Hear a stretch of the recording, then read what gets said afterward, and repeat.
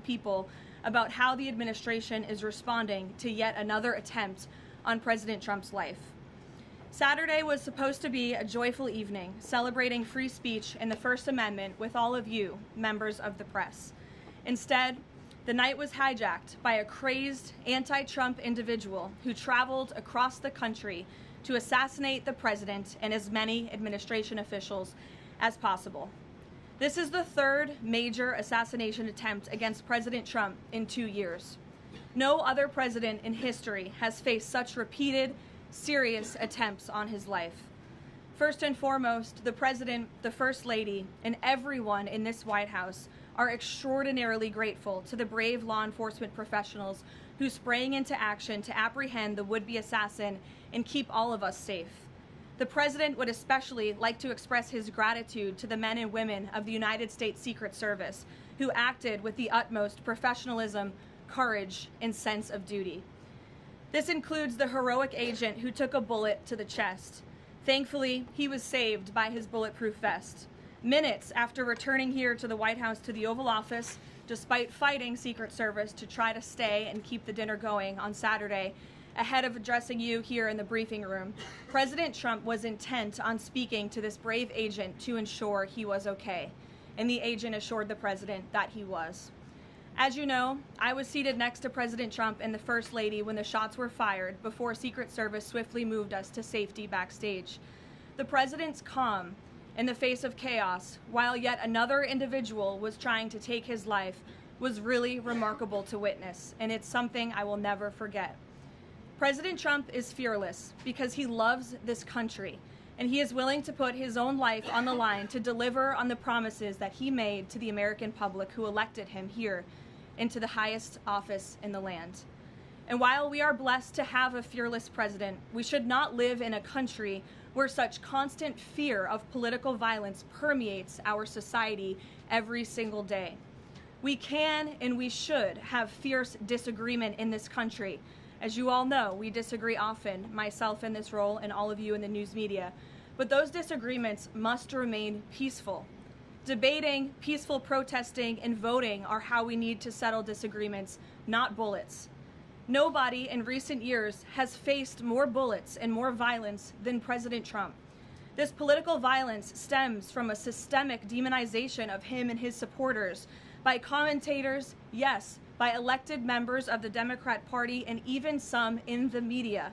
This hateful and constant and violent rhetoric directed at President Trump day after day after day for 11 years has helped to legitimize this violence and bring us to this dark moment.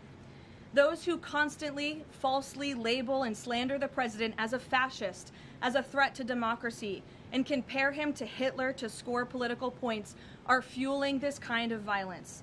The left-wing cult of hatred against the president and all of those who support him and work for him has gotten multiple people hurt and killed, and it almost did so again this weekend.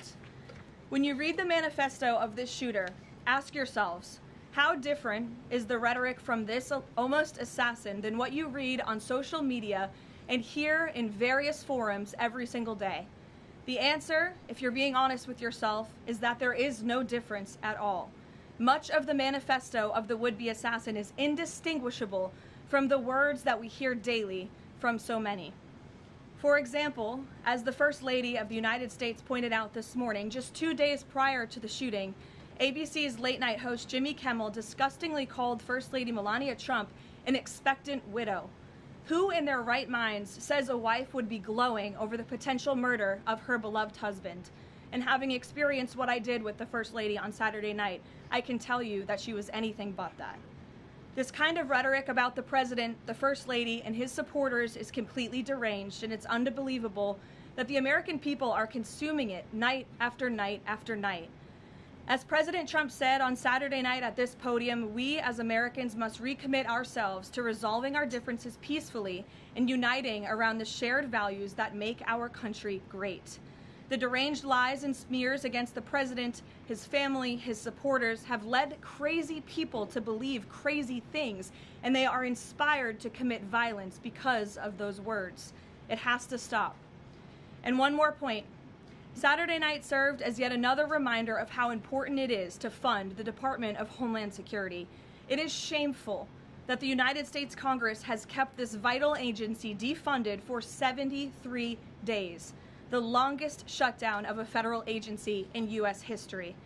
The Secret Service is a vital component of DHS, and it has been directly impacted by this reckless political gamesmanship. Everyone in this room who was there on Saturday night witnessed the heroes of Secret Service and federal law enforcement jump into action in the face of grave danger and uncertainty. Agents put their own lives in harm's way to protect the president, the First Lady, the Vice President, and members of the cabinet. One agent can be seen in video footage literally jumping onto the stage, not knowing where the attacker was or where the bullets were coming from at that point, to place his body in front of the President of the United States. These men and women are heroes. They perform their duties daily, and they have children and families too.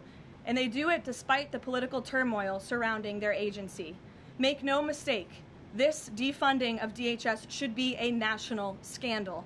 If Republicans defunded DHS and we saw another attempted assassination on a Democrat president, I would hope that the media coverage would be relentless and unforgiving, and I hope that it continues to be now. With the World Cup, America 250, the 2028 Olympics, and a presidential election all ahead, the Democrats' obstruction is placing an enormous and totally pointless burden on the Secret Service that can get more people killed. Enough is enough. There should be no further debate about this. Democrats need to do what President Trump has been calling on them to do for 73 days in a row and fund the Department of Homeland Security, period. This is a national emergency, and every member of Congress needs to put their country over party and get the Department of Homeland Security funded. With that, I will take a few of your questions today. Daniel, thank you for being here. Why don't you kick us off? Thank you, Karoline. The president, Saturday after the assassination attempt, came here. He emphasized that law enforcement did their job, keeping everyone safe at the dinner. House Speaker Mike Johnson came out and said he believes the president needs greater protection. What is the White House's message to the millions of Americans who wake up here today nervous, uneasy about the safety of the president at events like this and the safety of other cabinet members? Well, we certainly understand their fears and their worries. As you heard from the president himself, he continues to have trust in the United States Secret Service. As I just said, these are great men and women who are doing their jobs and performing their duties honorably. As we all witnessed on Saturday evening, within minutes, the president, the First Lady, the Vice President, members of the president's cabinet were ushered out of the room. The perpetrator who sought to inflict massive harm, as we all now know with the release of the manifesto on administration officials and the president himself, was stopped at the security perimeter that was set up. He tried to charge through it, as you saw on video, and he was quickly neutralized by Secret Service, and thank God that he was. With that said, obviously the White House is always asking the tough questions and ensuring the safety of the president. I understand there will be a meeting early this week convened by the White House Chief of Staff Susie Wiles with top DHS leadership, members of the United States Secret Service, and our own operations team here to ensure the safety and the security of the president, as we do have many of these major events moving forward. So we're always monitoring operations and procedures, always asking the tough questions to ensure the president is safe, and the American people should be assured there's no higher priority for the president and his staff than the president's safety. Karoline, Friday you said that you thought that gaggle out of the sticks would be your last one before your baby. Back in 2024, when the president had the attempt on his life in Butler, you cut your maternity leave short back then. You're obviously back here today after Saturday. Can you just elaborate a little bit why you felt it was important to be here to bring to the media and talk to the American people from the stand? Sure. It's sort of crazy timing when you put it that way for both children with 2 assassination attempts against the president. I'm honored to work in this job. I view this job as the president's spokesperson and the White House spokeswoman as public service. It's not just any job. I'm honored to do it, and I'm honored to work and speak on behalf of President Trump, who has faced unprecedented adversity and challenges, and I'm honored to work for him. And again, as I witnessed on Saturday night, just his dogged resolve and determination to get back onto the stage, and he was pushing Secret Service and law enforcement to allow him to address, and that really, I think, hopefully gives the country the type of strength that we need. And I certainly know, as his spokeswoman, and I can speak on behalf of all of the staff here at the White House, the president inspires all of us to just keep going and keep fighting every day. Thanks, Daniel. And congrats to you on your new baby. He's beautiful. Aisha. Just on the rhetoric, you mentioned the First Lady and Jimmy Kimmel. Jimmy Kimmel's comments were, "Mrs. Trump, you have a glow like an expectant widow." And he said this days before the shooting, but there does seem to be a normalization of rhetoric about assassinating this particular president. How can this administration try to put an end to this? Well, I think you heard it directly from the president on Saturday night, Aisha, that in his words, we need to recommit ourselves as a country to toning down the rhetoric and to unifying around what makes our country great. That's true of everyone who works in this White House, but as I said, it's also true of everyone who has a voice and a platform across this country, whether you're on television, a podcast host, people listen, and when you have mentally disturbed individuals across the country who are listening to this crazed rhetoric about the president day after day after day, it inspires them to do crazy things. And unfortunately, it's not just the media, it is the entire Democrat Party has made their pitch to voters across the country that Donald Trump poses an existential threat to democracy, that he is a fascist, and that they compare him to Hitler. I mean, these are despicable statements that the American people have been consuming for years. And so many mentally perturbed individuals are led to believe these words are truth and then are inspired to act on it. I have a whole host of examples that we can share with you after. It is pages and pages of major Democrat Party elected officials saying, such as Rep. Hakeem Jeffries just this month said, "We are in an era of maximum warfare everywhere all the time." Governor Josh Shapiro said heads need to roll within the administration. Senator Alex Padilla said people are, quote, dying because of fear and terror caused by the Trump administration. Senator Elizabeth Warren, President Trump is making the country look like a, quote, fascist state. Senator Adam Schiff saying President Trump using a dictator playbook. Senator Ed Markey calling President Trump a dictator, saying that this administration's actions are authoritarianism on steroids. Governor J.B. Pritzker, never before in my life have I called for mass protest disruptions. These Republicans cannot know a moment of peace. You have Rep. Presley saying, "We'll see you in the streets." Rep. Monica McIver, a Democrat representative on Capitol Hill, "We will not take this shit from Donald Trump. He thinks he's a dictator. We are at war." These are Democrat elected officials calling for war against the President of the United States and his supporters. I could go on and on, but again, when you have people in positions of power that are saying things like this every single day for years, you are inspiring violence by people who are already mentally ill. And that's what we've seen against this president for far too long. This is disinformation and misinformation online. There will be bite-sized clips that will go viral to the point where there are Americans in this country that believe that what happened Saturday night was staged. How does this White House tackle that with social media companies out there, whether it's X, Facebook, Instagram? How do they work with these companies to make sure that doesn't get out of control? It's certainly a good question, Aisha. I don't have tangible answers for you on what we're doing with social media companies, if anything at all. What I will say is it's very important to us that we get the truth and the facts about this case and any case out there as quickly as possible to dispel some of that crazy nonsense that you do see running rampant online. And I think the Department of Justice and the FBI thus far have done a good job of disseminating the truth and the facts about this alleged attempted assassin, the perpetrator in this case, and I understand he'll be arraigned in court very soon. You all see that, and the Department of Justice will be giving a briefing and an update later today. So as far as we're concerned, just providing maximum transparency, and hopefully people will believe the truth rather than the lies and the conspiracies that so often do go crazy on social media.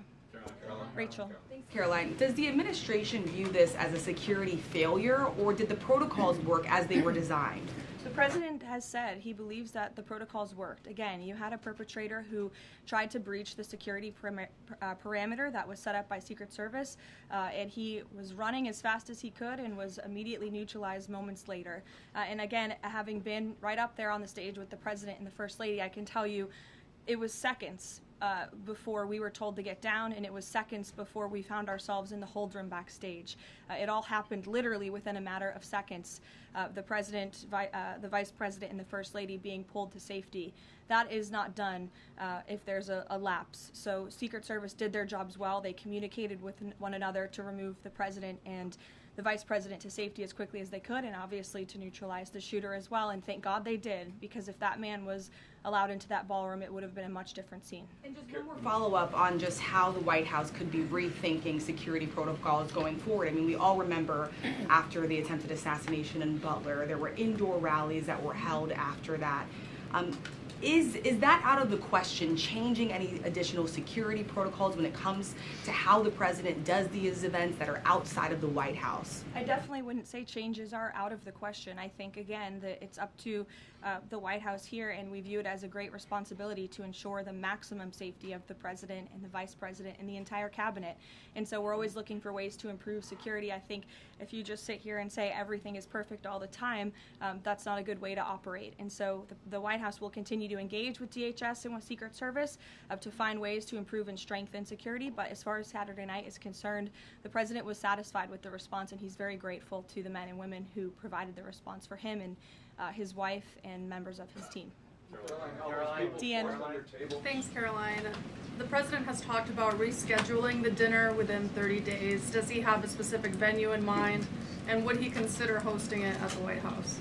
Well, unfortunately, we don't have a room big enough here at the White House, which is another point to be made, and the president is absolutely right. It's why the White House Ballroom project is not just a fun project for President Trump, like you will read in the media. It is actually critical for our national security that a larger, secure building on this complex, which is the most secure complex in the world, is built to accommodate not only large amounts of guests, but also the president, the vice president, members of the cabinet. The line of succession in this country should be able to gather freely in safety without the fear of threats or political violence. And the White House Ballroom will provide that.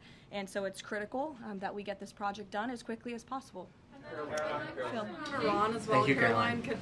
Thank you, Caroline. Two questions, if that's all right. First, on the security situation on Saturday, kind of a follow-up here. Previous administrations have sent both the president and the vice president to the dinner. But after the foiled attack on Saturday, if the dinner is rescheduled, would President Trump and Vice President J.D. Vance both plan on attending? And is it wise to have both of them in the same spot, given the presidential line of succession that you mentioned a second ago? It's definitely a good question, and I know that it's one that will be raised. I can assure you the president intends to attend the event, as he has told all of you publicly. I don't want to rule in or out the vice president's attendance, but certainly that's a conversation that will take place. Iran has proposed a mutual reopening of the Strait, leaving the nuclear discussion for later in the process.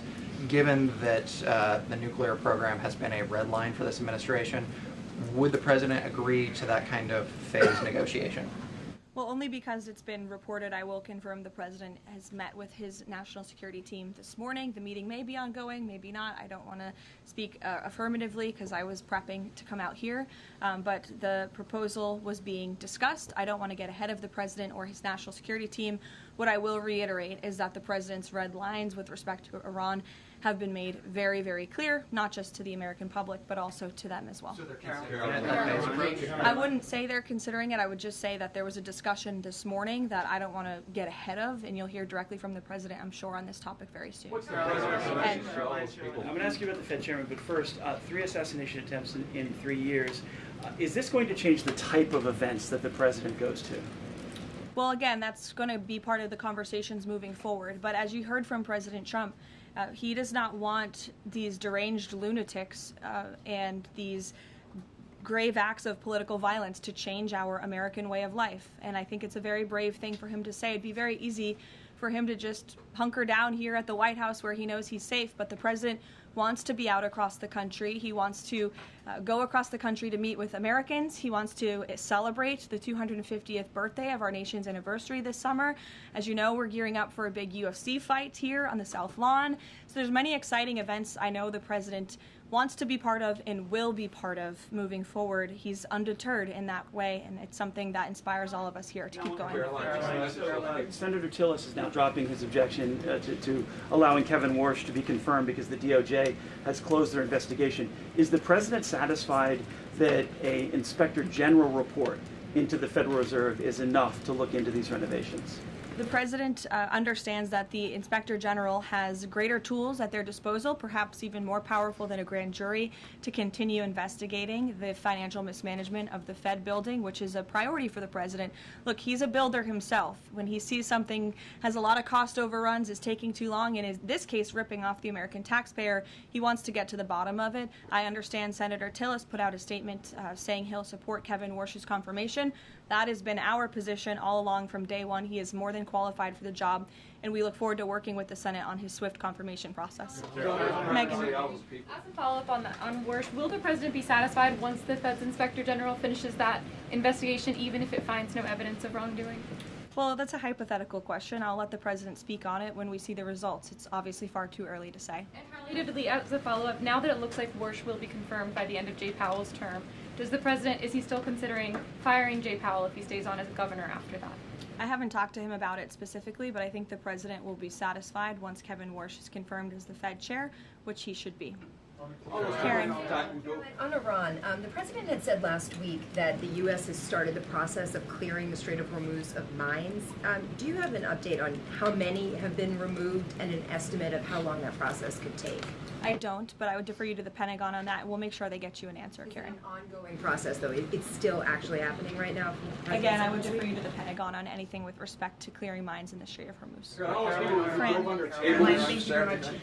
I know that you said that the White House is reviewing the security protocols for things that could be done differently in the future. Have you identified anything so far that you would like to see done differently, or ask the Secret Service to make any changes in the security protocols for the president, particularly at these large events that are taking place off the White House campus? Not yet, no, but as I said, there will be a meeting here at the White House in the earlier half of this week, so those conversations will take place. And on the line of succession... And I would also just add, look, the Secret Service does not detail their procedures or operations to the public for obvious reasons, because you have crazy people who try to hijack them and get around them. So these conversations will take place in private, but if adjustments need to be made to protect the president, they will be made. Caroline, the White House discussed doing like it does, for instance, with a joint address to Congress for these large events, and designating someone as the designated survivor for future large events that the cabinet attends. Well, those conversations ahead of the Walker dinner did take place, but there were several members of the cabinet in the line of succession who did not attend for various personal reasons. So designating one survivor was not necessary, as we had several members who were not there already. Caroline, all those people forced to dive under tables and fearing for their lives on Saturday night, including many of the people in this room, myself included. What is the president's message to those people who experienced that terrible trauma and maybe are still fearful today? I think he would say, as he sort of did on Saturday night, coming in here in his tuxedo, we can't allow these crazy people to let us be afraid. We have to keep moving forward, showing up, doing our job, celebrating our country, and doing what we know is right. But certainly we'd like to see the rhetoric against this president and his supporters toned down, because it is inspiring these crazy people across the country to target not just the president, but those who work for him and those who support him. And it must end. Is he following the arraignment of the suspect today? Yes, he is, and I know you all want to follow that too. It's happening in a few minutes, so I'll let you all go. The Department of Justice is also going to be speaking momentarily following the arraignment, and I pray that this is the last time I speak to you for some time until after my maternity leave. So thank you, guys.